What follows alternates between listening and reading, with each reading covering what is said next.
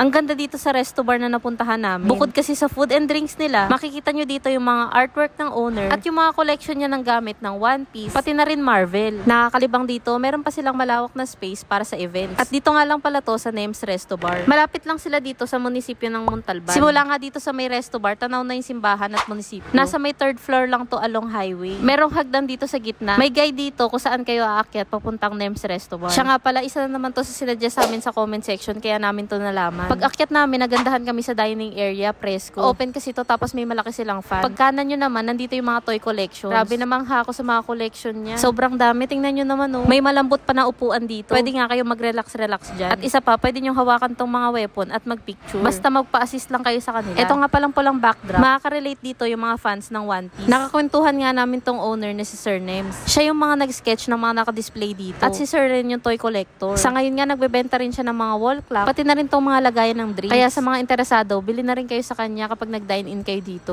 Ito nga pala yung kanilang menu. Meron silang mga rice meal, snacks, tsaka drinks. Grabe yung lemonade cucumber pitcher nila. Nakalagay dito sa malaking lagayan. Masarap ang pagkakatimpla nila, hindi matabang. Sa rice meal naman, ito yung in-order namin. Itong Nems chicken feet silog at honey garlic wing silog. Sa snacks naman, meron silang lumpiang sariwa, cheeseburger at clubhouse. Bawat rice meal nga pala, meron kasamang mainit na soup. Nagustuhan ko tong honey garlic wing silog. Masarap ang garlic rice nila, sinangag talaga. Hindi lang basta may pritong garlic sa ibabaw. Nagustuhan ko yung lasa nitong honey garlic, hindi lang puro tamis. Meron itong alat sa breading at malutong yung balat nito. Juicy rin ang pagkakaluto sa wings. Ito naman yung Nems chicken feet silog. Mukhang matagal na tong pinakuluan kasi humihiwalay na yung laman sa buto. May konting anghang yung timpla nito at medyo malapot yung sauce. Masarap to kasabay ng mainit na soup. Ito naman yung lumpiang sariwa. Yung nakapalaman naman ditong gulay, nakagisa na. Sa sauce naman ito, masarap na mapinat. Sa snacks naman, ito yung burger. Meron itong sliced cheese, gulay na lettuce, kamatis at pipino, at beef patty. Masarap tong patty nila, malinamnam. Salty at mapamintay lasa. Ito naman yung clubhouse. Toasted yung tasty nila. Na may palamang ham, sliced cheese, tsaka mga gulay. Burger at sandwich, mas pipiliin ko yung burger. Mas mura kasi yung burger, 75 pesos lang. Itong clubhouse, 90. At ito yung binayaran namin. Sa mga bala nga po palang i-rentong place para sa event, mag-message lang po kayo sa kanilang Facebook page. Kaya guys, isama nyo na rin tong Nems Resto Bar sa mga dadayuhin nyo dito sa may Montalban.